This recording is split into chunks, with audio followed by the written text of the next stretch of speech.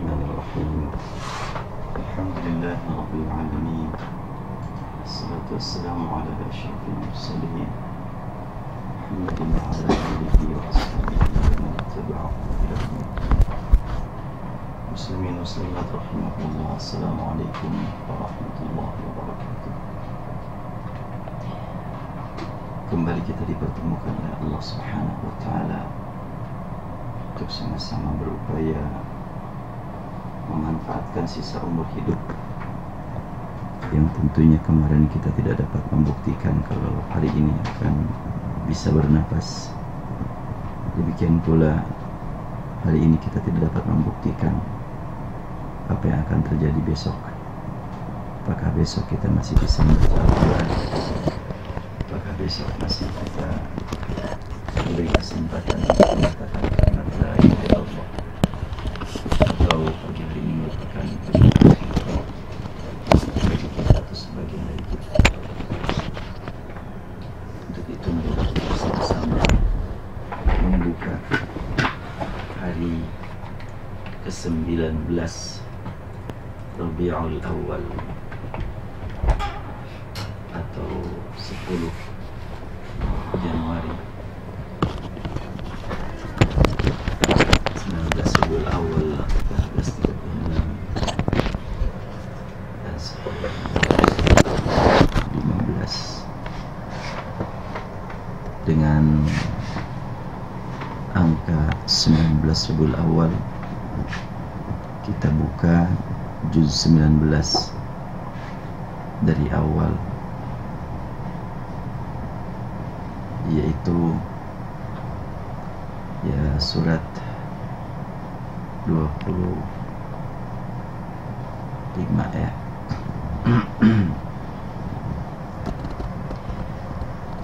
Ya, surat 25 surat Al-Furqan dimulai dari ayat 21. Akan saya bacakan melalui riwayat Qurash dari Imam Nafi'. Saya ulangi juz 19 ya. Awal juz 19 ayat 21 dari surat Al-Furqan. A'udzu billahi minasy syaithanir rajim. وقال الذين لا يرجون لقاءنا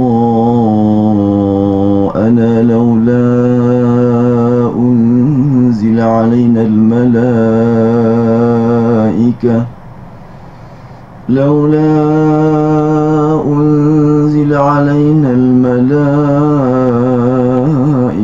أو نرى ربنا لقد استكبروا في أنفسهم وعتوا عتوا كبيرا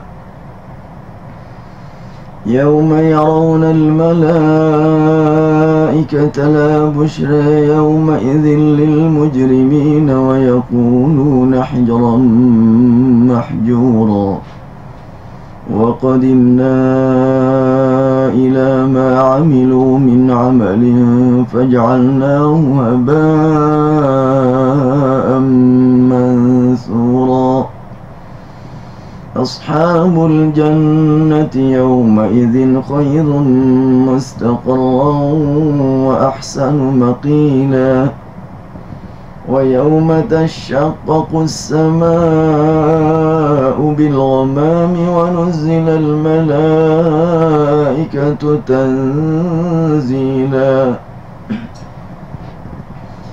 الملك يومئذ الحق للرحمن وكان يوما على الكافرين عسيرا ويوم يعض الظالم على يديه يقول يا ليتني اتخذت مع الرسول سبيلا يا ويلتى ليتني لم اتخذ فلانا خليلا لقد ضلني عن الذكر بعد إذ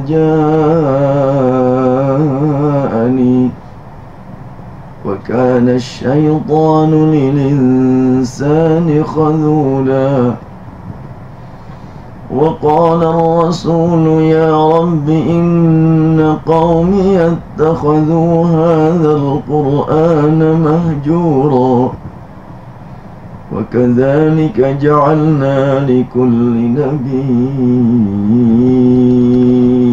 عدوا من المجرمين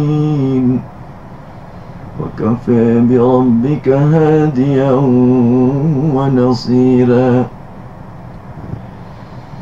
وقال الذين كفروا لولا نزل عليه القرآن مرة واحدة كذلك لنثبت به فؤادك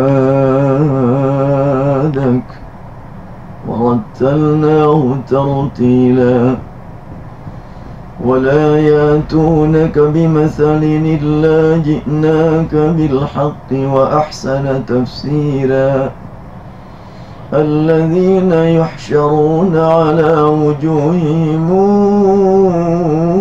إلى جهنم الذين يحشرون على وجوههم إلى جهنم أولئك شر مكانا وأضل سبيلا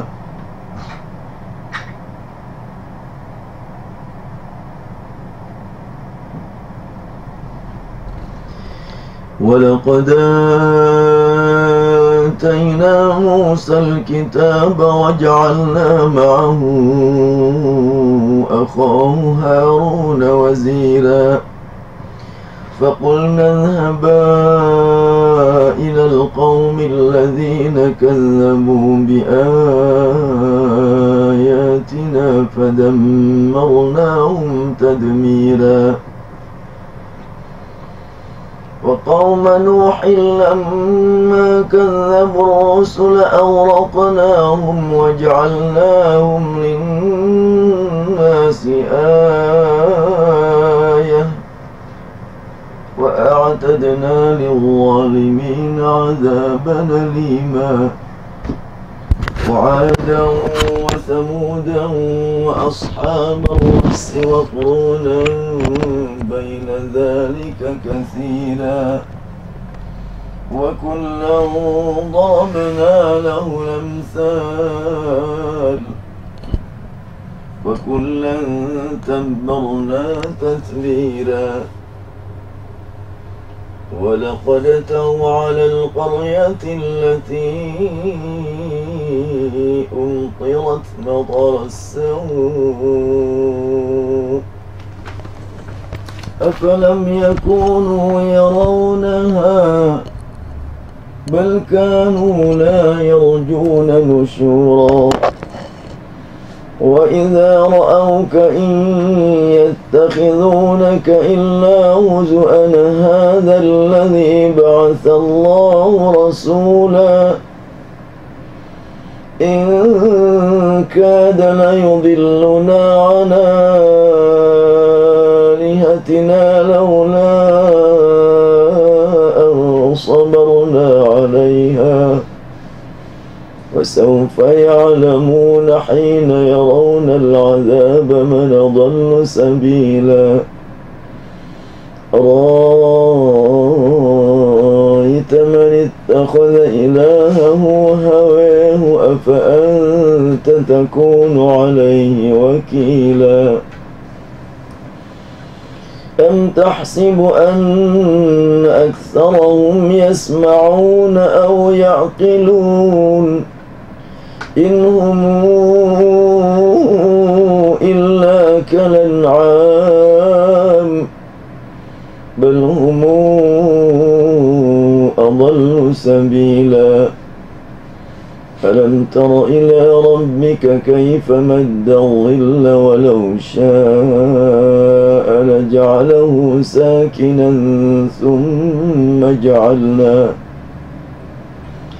ثم جعلنا الشمس عليه دليلا ثم قبضناه إلينا قبضا يسيرا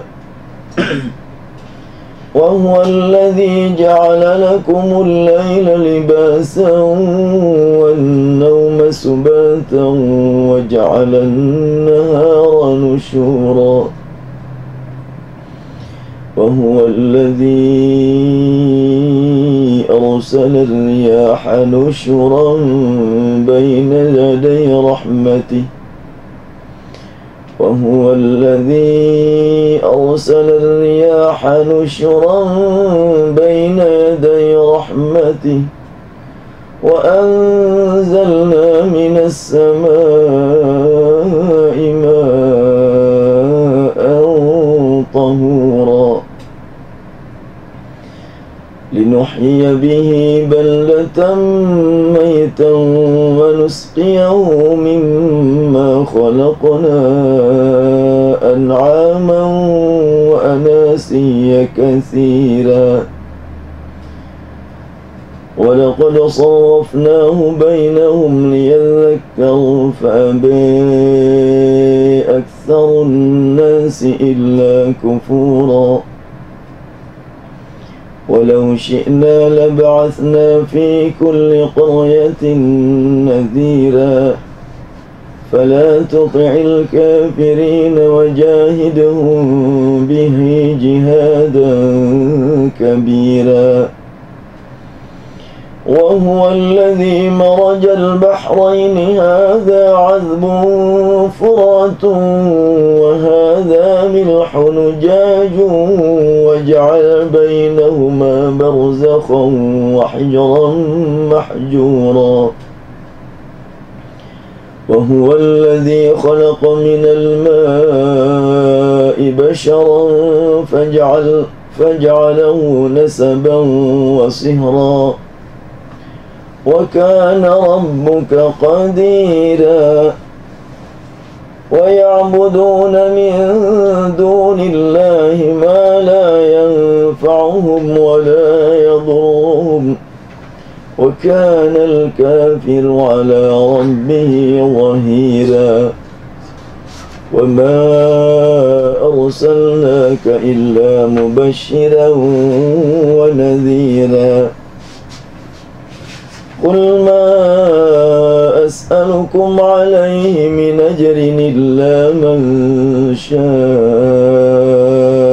أن يتخذ إلى ربه سبيلا وتوكل على الحي الذي لا يموت وسبح بحمده وكفى به بذنوب عباده خبيرا الذي خلق السماوات والأرض وما بينهما في 6 أيام ثم استوى على العرش الرحمن فاسأل به خبيرا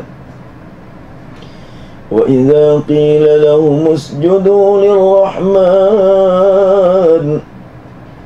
قالوا وما الرحمن أنسجد لما تأمرنا وزادهم نفورا تبارك الذي جعل في السماء بروجا وجعل فيها سراجا وقمرا منيرا وهو الذي جعل الليل والنهار خلفة لمن أراد أن يذكر أو أراد شكورا وهو الذي جعل الليل والنهار خلفة لمن أراد أو يذكر أو أراد شكورا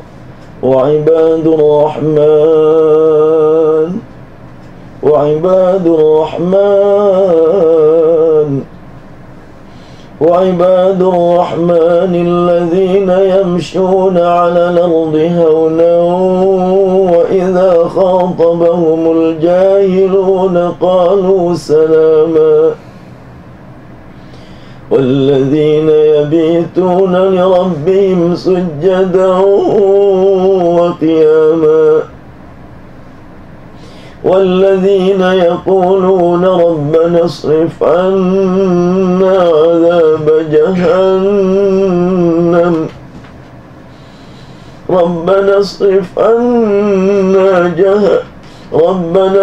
عنا عذاب جهنم إن عذابها كان غراما إنها ساءت مستقرا ومقاما والذين إذا أنفقوا لم يسرفوا ولم يقتروا وكان بين ذلك قواما والذين لا يدعون مع الله إلها آخر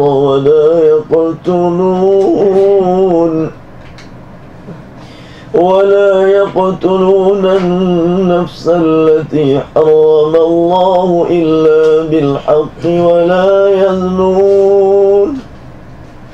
ومن يفعل ذلك يلقى أثاما يضاعف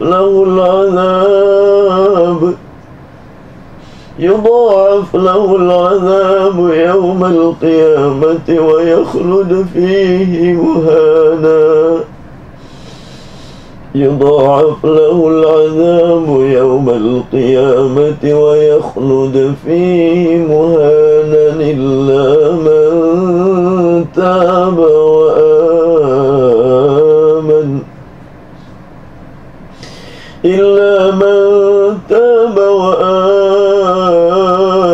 وعمل صالحا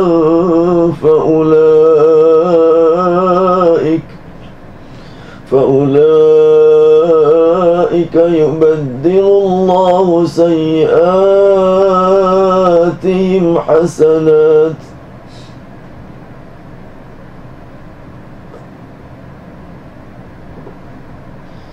وكان الله غفورا رحيما ومن تاب وعمل صالحا فإنه يتوب إلى الله متابا والذين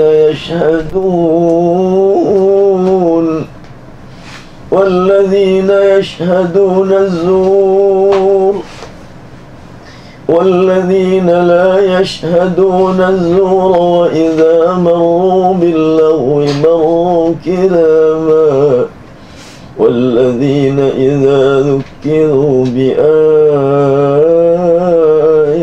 ربهم لم يخروا عليها صما وعميانا والذين يقولون ربنا هب لنا من أزواجنا وذرياتنا قرة أعين ربنا هب لنا من أزواجنا وذرياتنا قرة أعين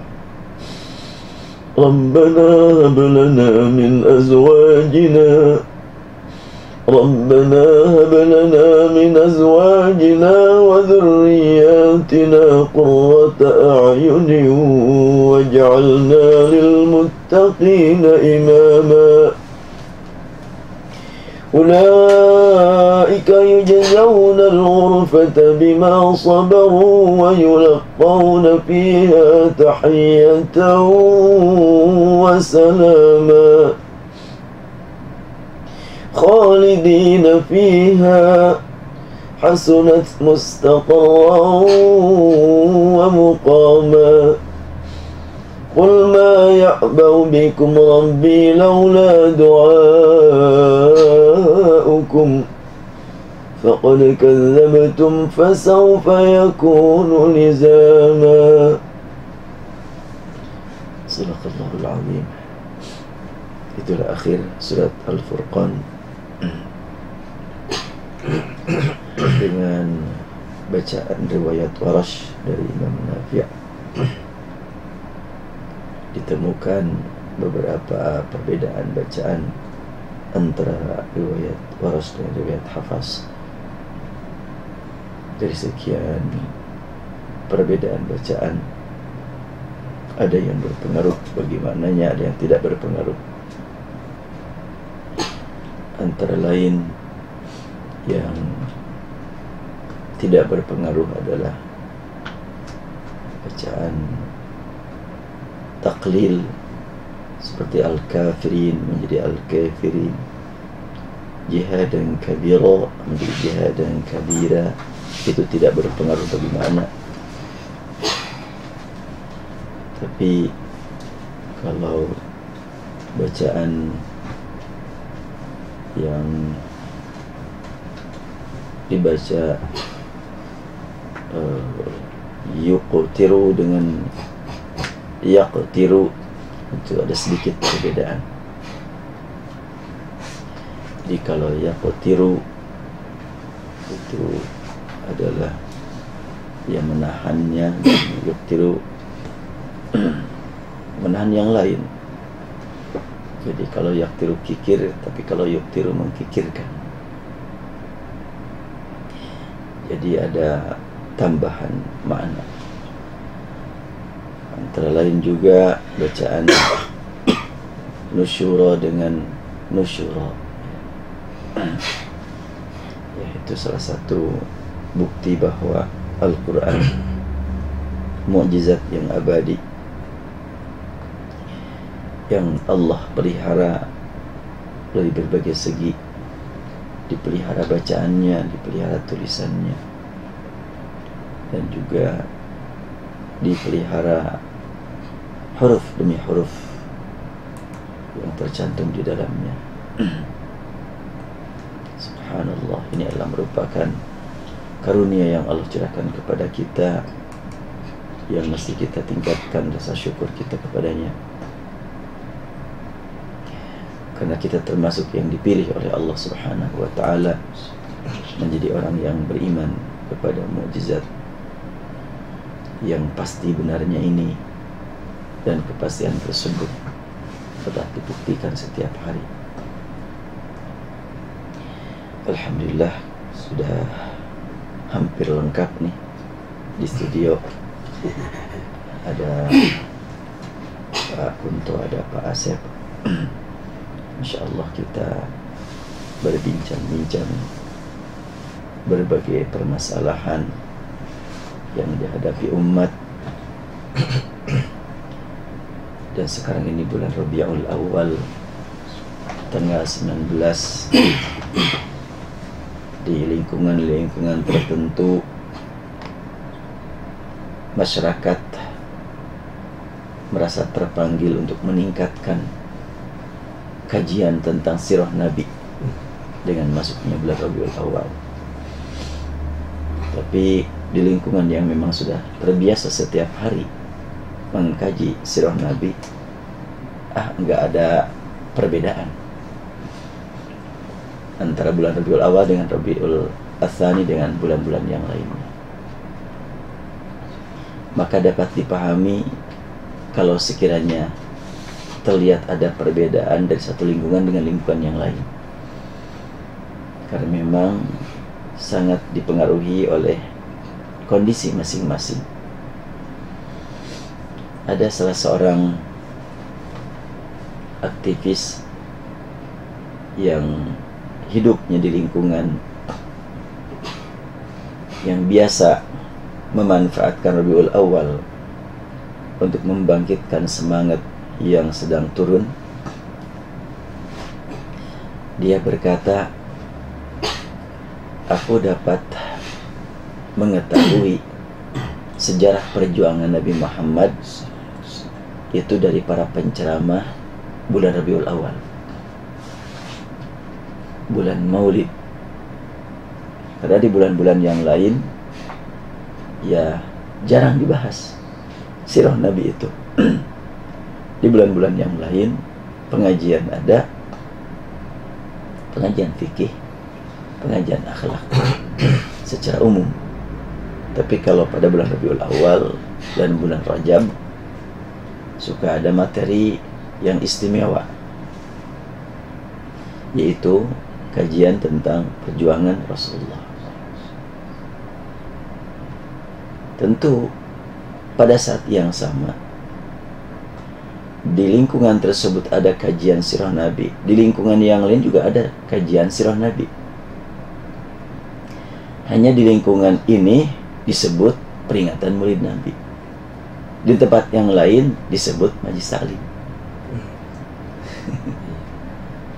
Majlis taklim bulanan gitu.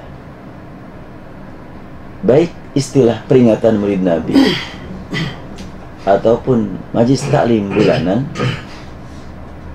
dua-duanya istilah baru. Di zaman Rasul nggak ada, di zaman sahabat juga nggak ada. Jadi kalau begitu ada dua nama untuk satu isi. Karena namanya berbeda, suka muncul masalah walaupun isinya sama. Itulah di kita. Sementara namanya sama, isinya berbeda, nggak masalah.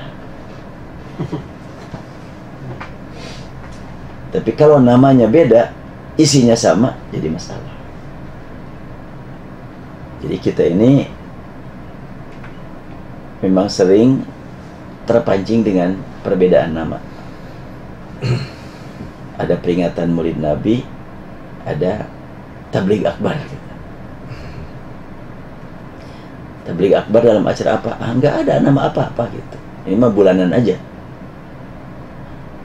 Karena perbedaan nama jadi perbincangan walaupun isinya sama. Ketika ada orang yang mengadakan acara peringatan Maulid Nabi, apa acaranya? Ya biasalah, pembukaan, baca Quran, ceramah. Ketika ada pengajian bulanan, gitu juga sama, baca Quran, kemudian ceramah. Nah, kita nampaknya sangat penting untuk memperhatikan isi. Sementara kulitnya belakangan, isi dulu lah. Nah, ada yang namanya sama, isinya berbeda, biasanya nggak jadi masalah. Walaupun baik yang namanya sama isinya berbeda, atau namanya berbeda isinya sama, nama tersebut tidak ada zaman Rasul, zaman sahabat pun tidak. Contohnya tadi istilah tabligh akbar, ta'lim bulanan, peringatan Maulid Nabi, kemudian tarawih, itu istilah-istilah itu istilah baru semuanya itu. Cuma kalau istilah tarawih ini sama di mana-mana, walaupun prakteknya berbeda, nggak ada yang mempermasalahkan nama. Kalau namanya ada yang mempertanyakan, itu Rasul, sahabat, dari mulai Abu Bakar, Umar, Utsman, Ali, sampai kepada Umar bin Abdul Aziz, nggak pernah itu mengadakan acara peringatan Maulid Nabi. Pernahkah nggak mengadakan acara tarawih? Suka? Enggak. Istilah tarawih itu belakangan, itu nggak ada. Zaman dulu nggak ada itu istilah tarawih. Nah, ini nampaknya ada baiknya buat kita untuk ya pemberian nama tersebut tidak sampai membuat masalah. Tapi mari kita lihat isi. Isinya sama enggak? Bila isinya berbeda, mari kita kaji. Kenapa kok bisa berbeda? Seperti umpamanya acara sholat tarawih, ada yang ngebut ya, ada yang khusyuk, ada yang pelan-pelan. Nah, mana yang sesuai sunnah Rasul? Kalau namanya, dua-duanya juga nggak ada. Namanya di zaman Rasul itu tahajud ada, peminal li fatahajjad bi nafilatillah. Witir ada, awtiru ya al-Quran fa inna Allah witrun yuhibbul witra. qiyamul lail ada, qumil laila illa qalila. Tapi kalau tarawih tidak ada. Nah, ini untuk kita ya kaji supaya tidak saling menyerang akibat nama, tapi yuk kita saling mendoakan, ditambah dengan saling tolong menolong dalam memahami ajaran dan saling menasihati dalam meningkatkan kesabaran, tawasubil haq, tawasubil sabr, saling menasihati dalam meningkatkan komunikasi kita dengan Al-Quran dan Sunnah, dan juga dalam kesabaran. Masih banyak lagi sebetulnya seperti itu. Antara lain umpamanya pernah kita angkat nama mabit untuk acara malam bina iman dan taqwa gitu kan. Itu juga cukup jadi masalah, karena memang tidak ada katanya zaman Rasul mabit untuk sholat berjamaah tahajud. Kalau istilah tarawih memang ada gitu, sama tahajud berjamaah juga. Iya, tahajud berjamaah itu diberi nama tarawih dan diberi nama mabit. Dua nama ini nggak ada zaman Rasul dua-duanya.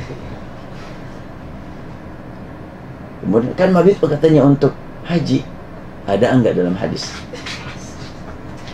mabit dalam hadis tentang haji? Nggak ada juga. Yang ada istilah mabit itu kisah 3 orang yang kemalaman masuk ke dalam gua, jatuh batu dari atas gua sampai menutupi pintu. Hadis menyebutkan fa'atahumul mabitu, maka mereka kedatangan waktu malam untuk nginap. Itu sebutan mabit. Adapun mabit untuk rangkaian ibadat haji itu istilah baru juga itu. Di dulunya nggak ada. Istilah ulama fikih mabit. Nah, ketika kita gunakan nama mabit untuk pembinaan umat di malam iman dan takwa gitu, dan dari mabit itu cukup muncul masalah. Padahal menggunakan kalimat mabit tadi adalah diambil dari ayat yang tadi saya bacakan, yaitu surat Al-Furqan, walladzina yabituna rabbihim sujjadan wa qiyama wa ibadur rahmanil ladzina yamshuna al-ardi haunan wa idza khatabahumul jahiluna qalu salama walladzina yabituna rabbihim sujjadan wa qiyama. Surat Al-Furqan ayat 64 menyebutkan ibadur rahman itu adalah sifat-sifatnya demikian banyak, antara lain mereka suka mabit kepada Rabbnya dengan praktek sujud dan berdiri. Yabitun kata kerja, kalau masdarnya adalah mabit. Seperti ya jalasa yajlisu, ada majlis, ada mabit, majlis. Kemudian apalagi yang mirip seperti itulah.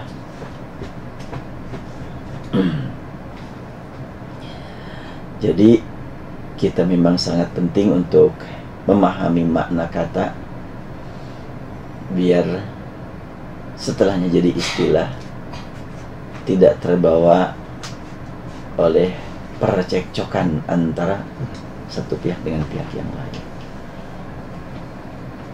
Jadi ada mabit, ada tarawih, itu juga dua nama untuk satu praktek. Kemudian tarawih berbeda-beda tampilannya, nggak ada masalah selama namanya sama gitu ya. Ketika praktek tarawih umpamanya dengan pelaksanaan ibadah seperti di Masjidil Haram, di Masjid Nabawi, ya 1 jam 2 jam.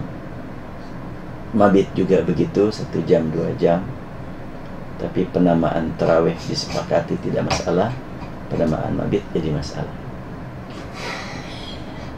Nah, kemudian angkat lagi masalah lain, umpamanya kalimat maslahah mursalah dengan kalimat bid'ah hasanah.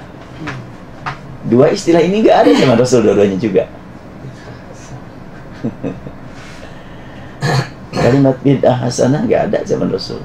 Kalimat maslahah mursalah juga nggak ada zaman Rasul. Sebahagian pengkaji Islam memandang bahwa pemberian tanda-tanda baca untuk Al-Quran, untuk penulisan Al-Quran itu termasuk bid'ah hasanah. Karena di zaman Rasulullah tulisan Al-Quran tanpa harokat, tanpa titik. Kata sebagian lain, enggak, itu bukan bid'ah hasanah, enggak ada bid'ah hasanah. Tapi itu apa? Itu maslahah mursalah. Dua-duanya istilah baru. Di zaman Rasul maslahah mursalah enggak dikenal. Dalam hadis enggak ada, dalam Al-Quran juga enggak ada. Sama dengan bid'ah hasanah enggak ada itu dalam Quran, dalam hadis. Prakteknya sama. Sama-sama mengambil manfaat dari tanda baca ini. Karena kalau Al-Quran ditulis umpamanya dengan huruf asalnya, tanpa harokat, tanpa titik, ada nggak yang belajar ya? Gurunya saja mungkin nggak ada. Namun karena memang sudah sepakat mengambil manfaat, ya nggak ada masalah. Apakah ini termasuk yang baru ataukah tidak? Ya, jadi kalau begitu ada baiknya buat kita untuk lebih concern kepada isi. Istilah Syekh Mustafa Masyhur, qaddimi asy-syakl alal qaddimil mad'un ala syakl. Utamakan, dahulukan isi dan diikuti dengan kulit. Kulitnya belakangan lah gitu. Isi dulu perhatikan. Kalau bertemu dalam isi, insya Allah kulitnya bagaimana aja terserah. Ya, wallahu alam. Itu sebagai mukaddimah untuk pertemuan pada bulan Rabiul Awal ini, yang memang saya lihat di dunia maya saling serang menyerang tentang nama peringatan Maulid Nabi. Tapi kalau nama taklim bulanan enggak ada serang menyerang. Walaupun isinya sama. Iya, ada taklim harian, ada taklim pekanan, ada taklim bulanan, ada taklim tahunan gitu. Nah, nampaknya kalau peringatan Maulid Nabi itu hanya diisi dengan baca Quran dan ceramah, itu taklim tahunan itu. Tapi kalau peringatan Maulid Nabi diisi dengan pemandian keris, bikin tumpeng raksasa, nah ini sebetulnya menghina kepada Nabi ini. Dibawa-bawa nama Nabi, isinya berseberangan dengan ajaran Nabi, itu penghinaan kepada Nabi. Itu isinya itu yang perlu kita perhatikan. Ya, wallahu a'lam. Mangga, silahkan tambah. Assalamualaikum warahmatullahi wabarakatuh. Waalaikumsalam. Betul Pak Kiai, menarik ya memahami apa yang pernah diajarkan Rasul dan apa yang dipahami sekarang ini. Mengenai yang tadi, mohon maaf, mengenai isi atau manfaat tadi, kemaslahatan Pak Kiai. Keluar sedikit barangkali dari kajian yang tadi, bahwa ketika muslim mengalami musibah, ya seperti sekarang ini kan yang terlibat aktif di dalam tim penyelamat, penyaluran bantuan dan seterusnya, itu kan sebagian di antaranya non muslim. Ya. Nah ini kan tidak dipermasalahkan karena masalah tadi barangkali. Nah tapi berbeda barangkali ketika non muslim ikut menyumbang untuk perbaikan masjid, kan barangkali ini kan harus dipertanyakan. Nah di daerah sekarang ini ada hal kondisi seperti itu, sehingga ada masjid anu penting mah jadi menang di mana duitnya aya we kan gitu. Nah, masjid-masjid yang seperti ini selingna agreng besar tapi isinya kosong gitu Pak Kiai. Nah, dan yang jadi masalah juga beberapa diantaranya istilahnya masjidnya asa rame gitu Pak Kiai. Nah, ini juga kondisi yang memang perlu dipahami bagaimana umat muslim ini lebih memahami isi daripada kulit tadi barangkali Pak Kiai. Nah, di dalam pembinaan generasi penerus ini betul tadi, bahkan tadi juga saya sebelum ke sini saya mencoba membaca pelang ya setiap penyelenggaraan teman pendidikan Al-Qur'an gitu. Ini juga anak ketika mulai memahami dunia Islam, anak saya juga kadang-kadang tanyanya ke dia, kenapa kok kita memperingati hari kelahiran Rasul? Kan sudah meninggal katanya. Itu betul Pak Kunto, nanyanya begitu. Nah, saya jelaskan bahwa kita harus mensyukuri nikmat sebagai orang muslim, seorang muslim yang mukmin yang begitu bahagia baik di dunia maupun akhirat karena dikenalkan atau menjadi penganut agama Islam yang dua ada Rasul. Itu pemahamannya. Bukan memperingati seperti orang lain memperingati ulang tahun. Kalau kita kan memperingati bukan kelahirannya orangnya ada gitu kan, tapi kita mensyukuri nikmat bagaimana bahagianya kita sebagai seorang muslim baik di dunia maupun ada di akhirat. Kita insya Allah akan mendapatkan perlindungan dari Rasul sebagai umat akhir zaman yang diberikan mujizat Al-Quran dan hadis sebagai petunjuk. Nah, tapi ya itu tadi, ya kenapa diperingati, kan udah meninggal katanya gitu. Nah ini dan ternyata di daerah saya pun betul ada, di setiap RT itu ada masjid Pak Kiai. Setiap RT itu ada masjid, tapi alhamdulillah memang hal yang tadi tidak terjadi. Cuman ya adalah istilah-istilah seperti tadi, misalkan sebelum sholat Jumat ada yang membacakan dulu tawasul dan seterusnya gitu kan. Kalau yang ini pasif cina masjid itu nih barala didinya mah gitu kan. Nah, hal seperti ini kan, bahasa yang seperti ini kan memancing reaksi. Sholat Jumat mah sholat Jumat tuh teh kudu itu lah, iya kan nggak ganggu kan ukur sholat gitu kan. Tapi jawabannya dari kiainya, ya bayangkan Pak, nggak serek adan masjid kosong keneh cina komo lah untuk kiai dan ngabejaan cina kan. Nah, hal seperti ini memang bagi kita barangkali perlu memahamkan bagaimana pilihan-pilihan para kiai, para ulama di daerah itu menyampaikan syiarnya, menyampaikan ajarannya dengan ya mudah-mudahan tidak melanggar ya Pak Kiai ya, dengan metode-metode baru. Nah, ini barangkali kehadiran malam tadi juga saya diskusi di Ranca Belut. Kalau Mahdis itu menyampaikan kenapa ini paham seperti ini Pak, bukan hanya menyampaikan mazhabnya, tapi juga disampaikan kenapa ulama-ulama tersebut lebih memilih ini dan berbeda dengan ulama yang lain. Nah, kalau Mahdis, mohon maaf saya sampaikan, belajarnya langsung dari sumbernya, tempat kelahirannya agama Islam. Jadi beliau memahami kenapa ini kecenderungannya ke kanan atau ke kiri. Malam tadi saya diskusi. Nah, oleh karena itu kajian Cakrawala Islam ini Pak Kiai banyak sekali yang mengikuti, yang mendengar, tapi sedikit yang berkomentar karena sampai hari ini kalau Pak Kiai yang memimpin, yang membuka adem ayem Pak Kiai. Mungkin begitu Pak keutawaannya. Bismillahirrahmanirrahim. Assalamualaikum warahmatullahi wabarakatuh. Ya, menyambung perbincangan pada pagi hari ini berkaitan dengan 12 Rabiul Awal. Tentu ketika kita mencoba untuk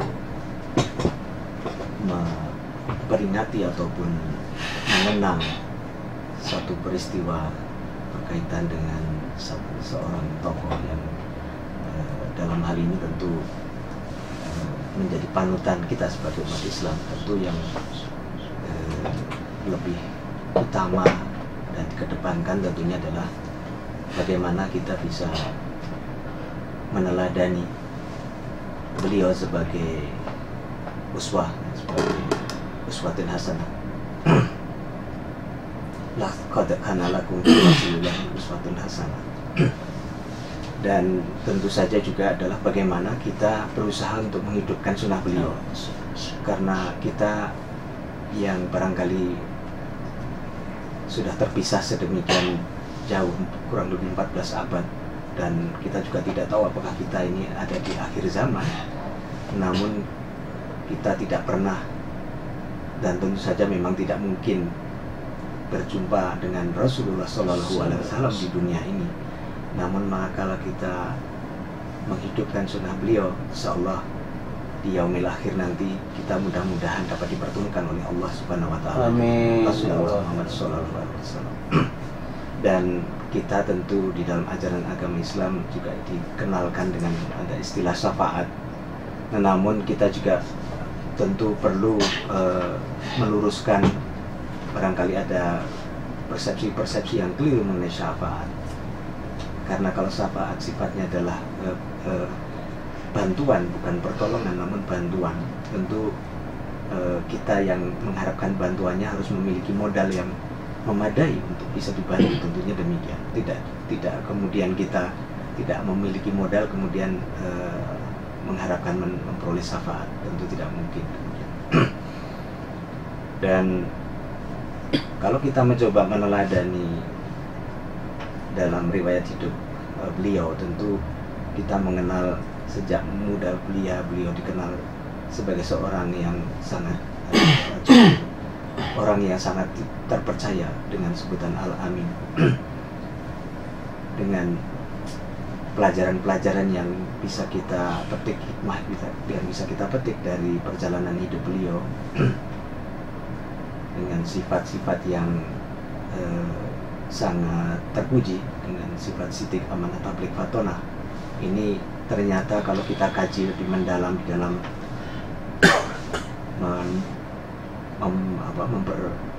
kalau kita mencoba untuk mengeksplorasi berkaitan dengan akhlak, berkaitan dengan karakter sidik amanah tabligh fatonah ini merupakan satu potensi yang seharusnya memang tumbuh di dalam diri seseorang, sehingga kemudian semuanya akan bisa saling bersinergi membentuk suatu kepribadian yang utuh. Barangkali untuk sementara. Ya, kembali kepada masalah tadi, yaitu antara isi dengan kulit, ya. Masjid dibangun oleh non-muslim, kalau sudah terbangun itu kita isi saja. Sebelum dibangun sangat tepat kalau kaum muslimin berhati-hati. Ada apa di belakang sumbangan ini? Tapi kalau sudah terbangun dan di situ tidak ada yang mengganggu, manfaatkanlah. Kecuali kalau memang pembangunan masjid tersebut adalah disengaja untuk memecah belah umat. Silahkan rugukan itu masjid teror itu. Saya juga pernah ditanya bagaimana hukumnya menerima sumbangan. Kita sedang membangun masjid, menerima sumbangan dari non-muslim. Sangat penting untuk kita perhatikan tinjauan hukum sosialnya juga. Kira-kira berdampak enggak ke depannya? Apabila diperkirakan ada dampak negatif, kita cari dampak positifnya lah. Mungkin kalau ditolak akan menimbulkan masalah, kalau diterima juga akan menimbulkan masalah, kan gitu. Ditolak, masa saya mau menyumbang sebagai warga nggak boleh untuk tempat peribadatan? Ya udah, kalau gitu terima untuk membuat pagar masjid, untuk membuat toilet masjid, untuk membuat ya yang di luar. untuk menghiasi lah halaman masjid, bagus tuh. Kalau umpamanya mereka ini dari saya nih, ya silahkan pakai itu di luarnya. Tidak masalah. Kalau sekarang umpamanya sudah diketahui ini tidak akan menimbulkan masalah, dia memang simpatik dalam segala kehidupannya kepada umat Islam, bahkan mungkin dia sedang ragu-ragu tentang agamanya, itu kan akan berbeda dampaknya dengan yang memang kita ketahui dia seorang misionaris umpamanya, ngasih uang untuk masjid. Kita juga sangat penting untuk mempertanyakan ada apa di balik itu. Boleh jadi setelahnya membangun masjid, masyarakat tidak akan bisa menolak kalau dia membangun tempat peribadahan dia yang sudah memenuhi syarat juga. Ini kan sudah dibangun masjid, ternyata jumlah penduduknya kan sedikit. Kenapa pokoknya kan saya mau membangun ini, jumlahnya lebih banyak, tidak boleh. Kan bisa begitu. Jadi ada hukum sosialnya juga perlu diperhatikan. Maka kembali kepada yang tadi, lihat isinya. Ya, banyak sebetulnya masalah kehidupan yang harus kita hadapi untuk diselesaikan. Sebab orang yang beribadah dengan benar pasti akan berdampak dalam kehidupan pribadi, keluarga, dan masyarakat. Al-Islam menekankan pentingnya hubungan dengan Allah yang berguna bagi umat dan hubungan dengan umat niat karena Allah. Satu kesatuan amal ibadah dalam semua kehidupan. Makanya kalau muncul kembali juga masalah yang tadi, ini kalau dalam urusan ibadah itu segala-galanya harus ada yang diambil contohnya dari Rasulullah SAW. Bukankah semua kehidupan kita harus ibadah? Mungkinkah semuanya harus dari Rasul, kehidupan kita sehari-hari? Sangat sulit. Rasul tidak pernah ceramah di radio, menggunakan alat elektronik. Ini nggak ada contohnya. Oh, ini mah nggak termasuk. Nggak termasuk. Bagaimana ini jelas ibadah nih, mengkaji Al-Quran ini. Ibadah itu kan ada dua macam, ada mahdhu, ada ghair mahdhu. Istilah ibadah ada mahdhu, ada ghair mahdhu juga bukan dari Rasul kan. Dalam Quran nggak ada, dalam hadis nggak ada itu. Saya berusaha mencari istilah mahdhu, ghair mahdhu itu dari mana. Di dalam Al-Quran sudah pasti nggak ada. Mungkin dalam hadis dicari nggak ada juga. Itu dari para ulama itu. Oleh karena istilah tersebut dari para ulama, tentunya pengertiannya juga tergantung kepada para pengguna dari ulama. Batasannya apa makna mahdhu dan ghair mahdhu itu sangat sulit juga. Enggak, mahdhu itu adalah ibadah langsung, ghair mahdhu ibadah yang tidak langsung. Terus membaca Al-Quran ini ibadah mahdhu apa ghair mahdhu ini? Jelas baca Quran ibadah langsung ini. Tapi bagaimana nih? Yang kita lihat huruf-hurufnya pakai ada fathah, dhammah, kasrah. Di zaman Rasul ini nggak ada. Kalau mengeluarkan zakat, mahdhu ada apa ghair mahdhu itu? Oh iya, itu langsung itu. Pernah nggak Rasulullah mengeluarkan zakat dengan beras itu? Enggak juga kan? Banyak sebetulnya. Jadi memang akan muncul lagi permasalahan akibat nama. Makanya yuk kita fokuskan isi. Insya Allah nama yang berbeda akan bertemu dalam isi yang sama. Ini namanya yang patut kita angkat nih. Bukan nama yang sama dipaksa-paksakan supaya isinya sama, susah ternyata. Tapi kita pertemukan isinya dulu. Enggak mau nambah.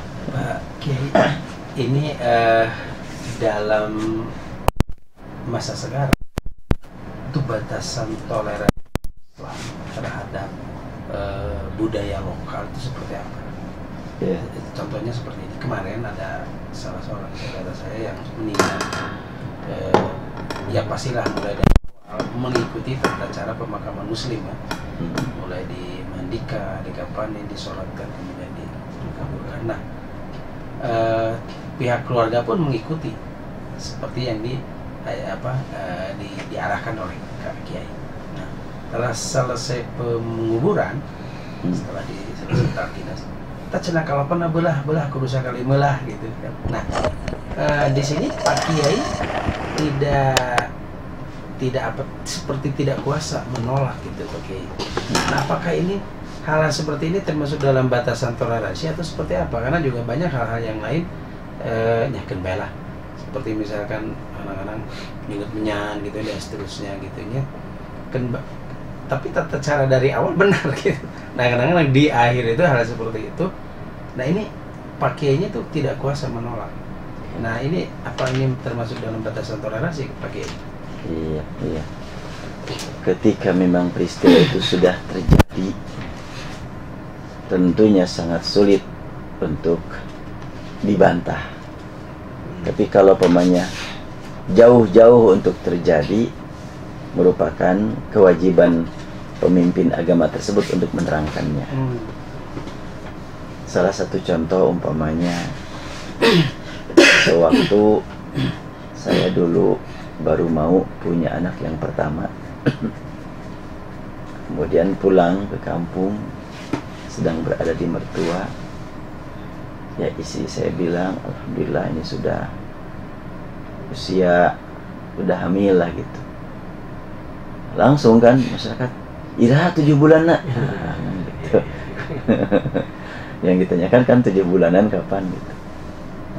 Akhirnya untuk menghindari keyakinan yang kita khawatirkan akan merusak akidah, bukan berarti langsung dikatakan, wah udah 7 bulan beda itu, musyrik itu. Enggak saya lakukan seperti itu. Tapi saya langsung, waktu itu baru 3 bulan, ya udahlah kita kumpul-kumpul sekarang. Udah langsung, jangan sampai pokoknya mengikuti angka 7 bulan. Dan juga kita tidak menyerang langsung, terasa sakitnya oleh mereka, ini ajaran dari mana kan gitu. Tapi langsung, kita adakan saja sekarang. Saya bilang silaturahmi, mohon doa, mohon dorongan doa dari masyarakat, langsung diundang.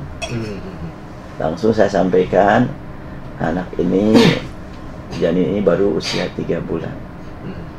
Kapan saja kalau berdoa, Allah mendengar.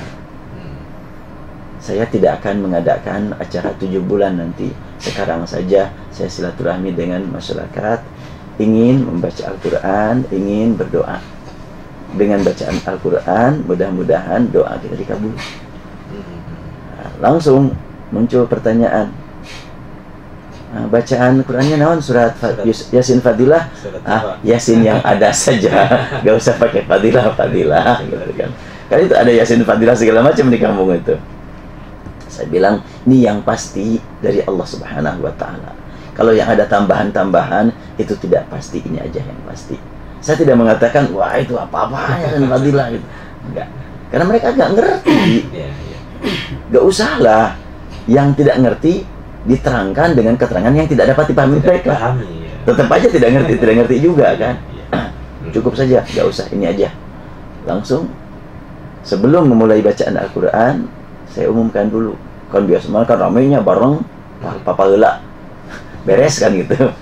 Nah, saya langsung nanti dalam acara membaca Al-Quran ini, saya pakai pengeras suara dengan suara keras, dan bapak-bapak, ibu-ibu dengan suara di bawah saya rendah. Kemudian ketika saya wakaf, ikut semuanya berhenti. Ketika saya panjang, ikut panjang, pendek, ikut pendek. Artinya saya ingin memperkenalkan kepada mereka tafsir Al-Quran. Ya udah, akhirnya saya baca dengan pengeras suara dan semuanya masyarakat mengikuti. Akhirnya selesai. Pemimpin agama di situ yang usianya sudah 80 tahun, dia berkomentar, kakara bapak macam bisa baca Yasin tapi kan nangis kia. Kenapa? Karena kita kan membaca dengan pelan, bareng-bareng gitu kan, dan dibimbing. Nah, dia memang menjiwai kan gitu ya, seorang ahli agama lah gitu. Biasa-biasa mah ramai aja gitu. Ya sih. Ya sih, gitu. Ya kakara dua sudah kolot. Itu baru. Nah, kemudian setelah itu ya saya terangkan tentang hakikat yang ada dalam kandungan itu seperti apa, bagaimana cara mendidik anak. Tentunya bukan dari mulai 7 bulan, tapi mendidik anak itu sejak mencari pasangan sudah niat mendidik anak kan gitu. Kemudian pergaulan dengan suami istri, mendidik anak terus. Nah, udah, manfaatkanlah pertemuan tersebut untuk pembinaan keislaman. Jadi perbaikan, bukan penyerangan. Bukan nyerang ini salah, ini sesat, tapi perbaikan yang ada. Kalau kita tahu bahwa itu adalah yang tidak tepat, harus kita perbaiki. Kemudian pas sudah lahir, karena memang pas anak saya yang pertama itu dilahirkan juga di kampung, dan langsung kan mereka mempertanyakan hari umpamanya lahir tanggal berapa. Oh, jadi akikahnya setelah 40 hari kan, ajaran di kampung kan gitu. Iya, betul. Pas sudah dihitung oleh mereka, oh 40 harinya yang istilahnya matang puluh. Nah kemudian setelahnya 40 hari sekian, akhirnya saya katakan pas hari ke-7 langsung kita adakan acara akikah. Ada yang bertanya-tanya, nah ya ajaran di mana cina hari ke-7? Tapi kalau sudah dikasih makan daging dan mal banyak komentar. Biasanya kalau terlambat jadi rame. Kalau lebih dulu mah enggak ada masalah gitu. Maka sudah hari ke-7 kita adakan acara, kemudian saya terangkan tentang hadis Rasulullah mengenai akikah. Beres lah gitu. Kemudian langsung sudah siap gitu tim membaca kitab Barzanji. Karena itu kan terkait dengan penyambutan bayi. Saya bilang kalau ini baca Barzanji waktunya sangat mepet buat saya untuk pengajian. Bilang nggak usah, sebenarnya nggak usah pakai baca Barzanji. Soalnya akan saya isi dengan kajian Al-Quran dan hadis. Udah, nggak ada masalah gitu. Coba kalau pokoknya sejak awal divonis dulu, itu bisa jadi ramai gitu. Ya, jadi kasih ganti lah gitu. Iya, iya. Nah, jadi sebetulnya sediakan dulu gantinya, baru gitu kita jalan. Dan lama-kelamaan ya semakin berturun, semakin hilang. Dan sekarang di tempat tersebut sudah tidak lagi ada kajian Barzanji itu. Tanpa kita katakan haram atau bid'ah, tapi kasih ganti dulu. Nah kemudian juga apalagi waktu itu, oh iya, jadi memang waktu meninggal ayah dari istri dan ibu dari istri itu atau mertua meninggal. Begitu juga ketika ada setelah meninggal kan kumpul keluarga. Ini gimana nih secaranya meninggal?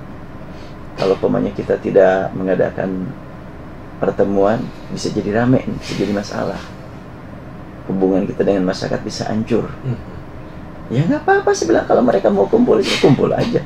Nanti saya akan isi dengan pengajian, ceramah lagi saja sudah.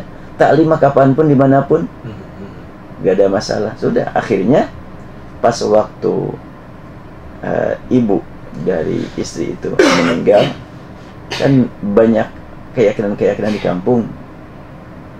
Istri saya disuruh ngolong isinya kan, ke bawah apa itu, ke bawah pasaran itu harus masuk. Buat apa? Terus air sisa memandikan harus dipakai cuci muka gitu, biar tidak ingat katanya. Ya istri saya nolakkan gitu.